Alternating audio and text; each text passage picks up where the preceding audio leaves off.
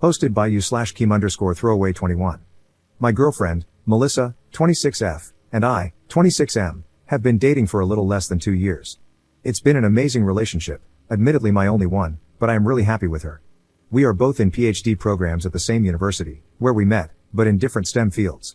We've been considering moving in together, getting pets, and overall, I'd say our relationship is pretty serious. She has even mentioned getting married before. I can definitely see a future with her, but it's still a bit early for me. Right now, I'd like to focus on my research and securing a future that can support both of us. She took that kind of harshly, but I just wasn't ready to commit to something like that yet. That was the only bump we've had until Natalia entered the picture again. Some background info: Natalia and I went to the same college for undergrad. She studies the same branch of biology that my current girlfriend studies and is a year younger than I am. We were in the same science-related clubs and a professional fraternity together and quickly became very close friends, as Natalia and I had extremely similar personalities and interests. We spent weekends together and were each other's dates to all formal events, but we never dated, even though we both liked each other and slept together. We were just too scared to ask the other what they wanted. It sounds silly and immature, but that's just what happened. We were essentially friends with benefits for 2 years, but we always knew that we had very different plans for the immediate future. I was graduating before her, and she was going to move to another country to work and do research before coming back to the States for her PhD. It was kind of an unspoken recognition that when I graduated, we were going to go our separate ways, but we always joked that maybe we would run into each other again since we had the same dream school for grad school. We tried to remain in contact when I left, but it was just too hard on both of us. We missed each other but were busy with our own lives, and eventually, we stopped talking. No hard feelings, it happens. We moved on. That was almost 5 years ago. Before Melissa, I used to wonder if Natalia and I could have made it together, but now that I have a girlfriend, that hasn't popped into my head at all. I am happy now, or at least I was. Last year, Natalia was accepted into the PhD program at my university. It's the same dream school we talked about years ago. I didn't know this until a little over half a year ago.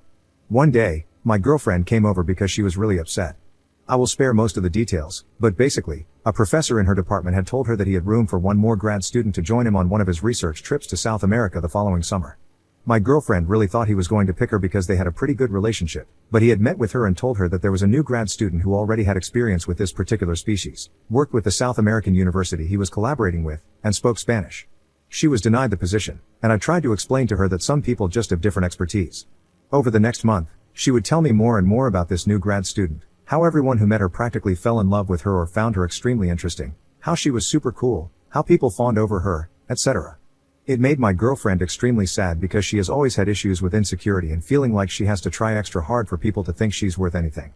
I tried to tell my girlfriend that she is great at what she does and to stop comparing herself to other people because it just makes her upset, but she said, "No op. You haven't seen her yet. She's extremely smart, she's been all over the world, she's a literal 10. Natalia is utter perfection." I kind of froze at that moment because somehow I immediately knew this was my friend. I kept trying to tell my girlfriend all the ways I admired her, but I realized it wasn't helping, so all I would do was listen to her and be someone she could vent to. I admit I was curious, but I didn't want to complicate things for Melissa, so I didn't try to contact Natalia or find out if it was even her. A few weeks later, however, I ran into her at a cafe on campus. It was really great to see her again. We sat together for about an hour and a half, just catching up with one another. I told her about my research, and she told me about hers. She had accomplished so much for herself in the few years since I had seen her last, and I was so happy for her. I told her I had a girlfriend who was in the same department as she was, and she asked if we could all hang out sometime since she was still new to the town. Natalia seemed really excited and not at all disappointed. We exchanged numbers and parted ways. It felt evident to me that we had moved on.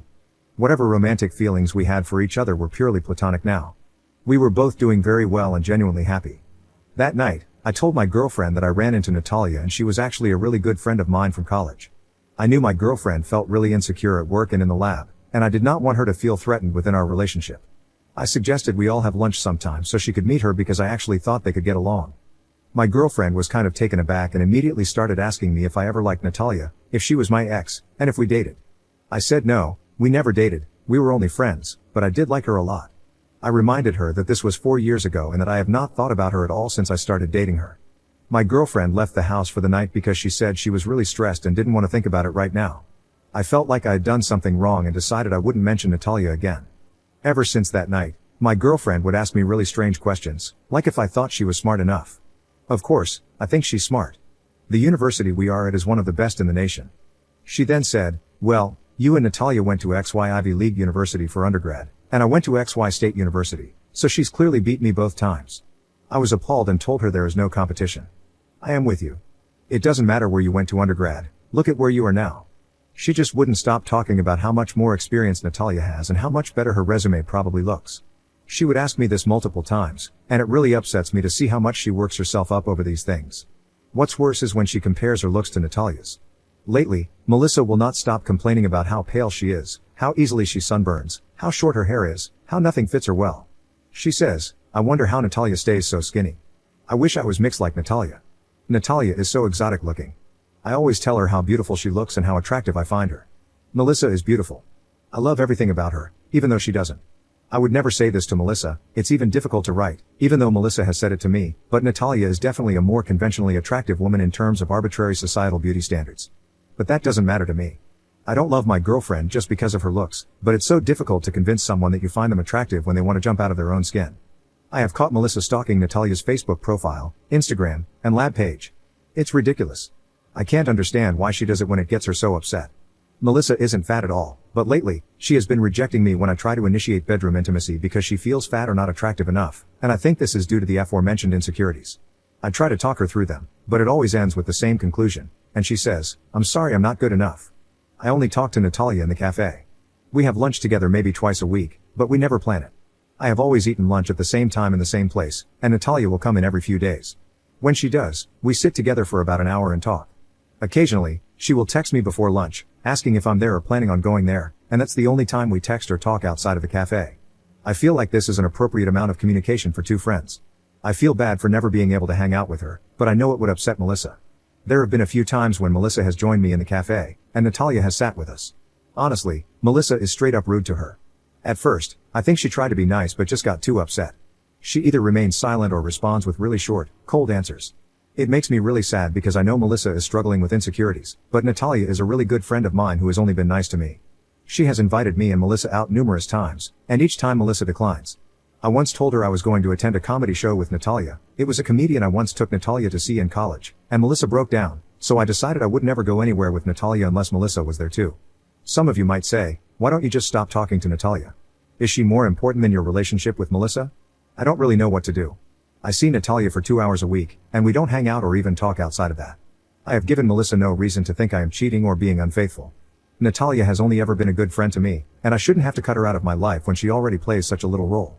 It feels kind of unfair to me because honestly, sometimes I wish I could see Natalia more because she's a really wonderful, interesting person, but Melissa is definitely a priority in my life, so I have kept our friendship very casual and minimal. I think there is a bigger problem in that Melissa is not the same person I entered a relationship with. She's sad, always stressed, and much more cranky and snappy with me. Her insecurities make her shy away and retreat into herself, so it feels like I can never reach her anymore. She has been denying me bedroom intimacy and complaining about how she isn't good enough for me, and it has honestly been pushing me away from her.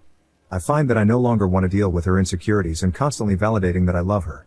I have suggested therapy before because I think the real problem is not Natalia but Melissa's underlying insecurities. This is not normal, and it causes her so much unnecessary stress. Melissa always says, okay, I will think about it, and when I bring it up again, she gets really defensive, asking me why I think something is wrong with her. I don't. I just think a professional would be able to help her work through her own thoughts better so that she can accept herself more because clearly, what I am saying to her doesn't get through. It's hard to see her so unhappy. Edit. Because someone asked, I should have clarified that I also told Melissa that Natalia and I had slept with each other in college. I didn't hide that from her. I can see why that would upset her, but I really tried to stress how long ago it was and how happy I am with Melissa now. The past does not affect anything about how I feel now. Update 3 weeks later. Alright, so I posted here a few weeks ago concerning my girlfriend, Melissa, and my ex-friends with benefits from college, Natalia. The gist of the story was that Melissa kept comparing herself to Natalia, who is a grad student in her field of biology and someone she feels is basically the epitome of perfection. It got to the point where Melissa would spend hours staring at pictures of Natalia, and every time I tried to be intimate with her, she would shut me down, saying she wasn't good enough. I got a lot of criticism in the last post because Natalia and I ate lunch together a few times a week, but as many commenters suggested, I now eat at a different place and no longer see Natalia. I think Natalia took the hint, and we haven't spoken since I posted that. Anyway, I'm posting now because I feel Melissa's obsession with Natalia hasn't gotten any better, and she did something that I'm not sure I can forgive. When I graduated from college, my mom made me a photo album of pictures of me and my friends doing all the typical things college students do. It means a lot to me because I rarely see my old friends, and, unfortunately, one of them passed away. These photos are cherished memories for me. Yesterday afternoon, I received a Facebook message from my late friend Dan's mother. She asked if I had any pictures of Dan from our fraternity events. We were in the same professional fraternity. I told her I did and that I would scan and send them to her. When I looked through my album, I was shocked to find that a few pictures in which Natalia appeared had been cut. Some were just of me and her, while others were group photos. After flipping through a few more pages, I found one that broke my heart. It was a picture of Natalia, Dan, and a few other friends during one of our fraternity formals. I kept searching through the album and found that about 12 pictures had been cut, 3 of which included Dan. It felt like I had swallowed a pound of rocks, and I was honestly just so angry. I knew it had to be Melissa because I would never have done this. I sent the uncut pictures to Dan's mom and texted Melissa, asking if she was still on campus so we could meet. When I saw her, I asked why she had cut my photos. She played dumb, saying, "What are you talking about?" But her expression gave her away. I was furious. I told her it was extremely disrespectful and that she had no right to destroy them. I explained that some of the pictures she had cut were of my late friend, and now those memories were ruined. She immediately started crying and apologizing, saying she didn't know what came over her. She even said she still had the pictures of Natalia and could put them back together. I felt like I was going to explode, so I just excused myself and left. Melissa has been blowing up my phone, but I haven't read any of the messages or listened to the voicemails. I feel so drained. I know I got a lot of criticism on my last post, and some of you may think I had this coming. I can't convince you of how hard I've tried to make Melissa feel like she's the only girl I want to be with. No matter how many times she's asked if she's pretty, if I find her attractive, or if I think she's smart, I always tell her how amazing she is, but it's never enough. Maybe I should never have spoken to Natalia when I found out she was attending the same university as me, but I don't think that gives my girlfriend the right to destroy my property. The album has literally sat on my shelf for years. It's not like I look at it every day or fawn over my ex. I've never even shown it to Melissa, so she must have been snooping through my belongings.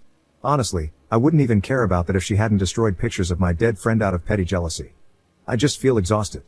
I feel like I'll never make Melissa happy. I could have done things differently, sure, but I feel like she never tried to work on her insecurities or build confidence in herself either. Second update 10 months later. Dang, I can't believe I remembered the password to this account, but here we are. This time, it's not really about me, but I thought it would be most appropriate to post on my account since it's related to my ex-girlfriend, Melissa, whom I've posted about twice before. Feel free to look through the history. My ex, Melissa, was very jealous of my old friends with benefits / her colleague Natalia. Her obsession was extremely unhealthy, and she did something to me that I considered unforgivable, which led to our breakup.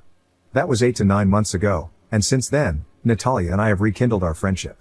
She knows why Melissa and I broke up and felt very guilty, but she was always a good friend to me, and I like having her in my life. I know I'll get a lot of flack for this and that people will say they saw it coming, but whatever. I'm not asking for judgment. What's done is done, and I thought we had all moved on. Last month, Natalia, a few friends, and I were out playing billiards. As I was giving Natalia and her roommate a ride home, her roommate said, "Anne, did you tell him about the thing?" Natalia responded no, and her roommate pressed her, but she stayed firm. I texted Natalia later to see what was going on, but she assured me it was nothing. This past week, her roommate called me and asked if we could meet up. She sat me down and said she thinks my ex-girlfriend is stalking Natalia. I was taken aback but not completely shocked by this accusation, given Melissa's past. She told me it started with obvious fake Facebook profiles sending friend requests and vile hate messages. Then, Natalia began receiving calls from random numbers claiming to be following up on Craigslist escort ads with her name, picture, and number. Her roommate knew about the picture situation and immediately suspected Melissa. That was a few months ago. Last month, Natalia and some friends were returning from the movies when a guy in Melissa's grad school cohort noticed a car parked along Natalia's street and said, "Hey, what's Melissa doing here?" This freaked Natalia out because she had seen that car parked there several nights a week for the past 3 months. This was the thing she didn't want to mention to me. This week, her growth chamber was contaminated. Apparently, someone let disease-carrying aphids into a few sections of the greenhouse, ruining a few of the grad students' crop/plant experiments. I'm not a biologist, so I don't know the details. It was a big deal for the grad students, who now need to restart their experiments, including Natalia. However, her principal investigator thought it was likely an undergrad who forgot that you're not supposed to enter the greenhouse after being in the aphid room. Her roommate, who is in the same department as Melissa and Natalia, suspects foul play on Melissa's part. Apparently, Melissa has been bad-mouthing Natalia ever since we broke up. Obviously, that's a very strong accusation with no concrete proof, so her roommate hasn't reported it to administration. Still, it's really scary to think Melissa might go to such lengths to hurt someone else. It sounds to me like Natalia is being stalked, but she doesn't want me to know. I brought it up with Natalia yesterday, and she confirmed what her roommate said. She dismissed the greenhouse incident, saying she doesn't want to believe someone has it out for her. She also thought it was unlikely because the risk would be so high. If it were done on purpose and the person were caught, they'd be expelled from the program without hesitation. She admitted to feeling like she's being followed and mentioned that she'll sometimes be at a grocery store or cafe and think she sees Melissa. She chalked it up to paranoia and believes her roommate is putting ideas in her head, but she said these feelings have become more frequent since we started hanging out again. I asked if she's spoken to Melissa or wanted me to say something, but she was adamant that I shouldn't. I feel like this is all my fault, and I keep screwing up. If I had left Natalia alone after breaking up with Melissa, this wouldn't be happening to her. I haven't spoken to Melissa since the breakup, only to return the items she left at my house, and I don't think talking to her now would help. I wouldn't doubt that Melissa is capable of stalking or sabotaging Natalia's work, given her history, but I haven't seen any of it firsthand. Is there something I can do before this gets worse? In my last few posts, many people said I handled things poorly, and I want to make sure I do something right for once. Should I stay out of it? Should I investigate? Please give me advice, not judgment. I'm really worried about my friend. Commenter. You do nothing. Natalia needs to start keeping a very detailed ledger of every incident where she suspects Melissa is harassing her. She needs to report to campus police that she has a stalker to create a paper trail. Ops response. Both she and her roommate are doing this just in case. Her roommate feels 100% sure that the greenhouse incident was Melissa's doing, but Natalia is waiting for more proof.